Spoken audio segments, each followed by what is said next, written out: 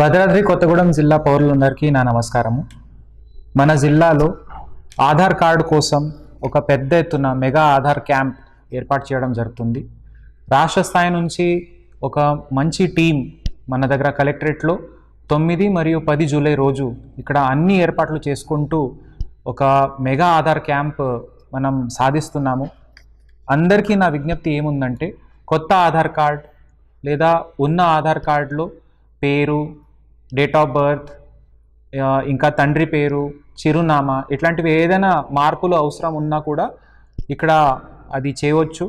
అందరికీ కోరేది ఒకటే, మీరు దయచేసి మన అప్లికేషన్తో పాటు అవసరం ఉన్న మ్యాండేటరీ ఏదైతే కాగితాలు ఉన్నాయో అది కూడా తప్పకుండా తీసుకురావాలని నా విజ్ఞప్తి. ఎందుకంటే స్టేట్ లెవెల్ నుంచి ఒక టీం మన కోసం ప్రత్యేకంగా ఇక్కడ రాష్ట్రంలో మొదటిసారిగా మన జిల్లాలో వస్తున్నారు. వాళ్ళందరూ కూడా అదే రిక్వెస్ట్ చేస్తున్నారు. ఉదాహరణంగా కొత్త ఆధార్ కార్డ్ కావాలంటే మనకి అవసరం ఉన్నది బర్త్ సర్టిఫికేట్ మరియు తండ్రి ఆధార్ కార్డ్, ఇంకా తండ్రి ఆధార్ మొబైల్ లింక్ అయి ఉండాలి.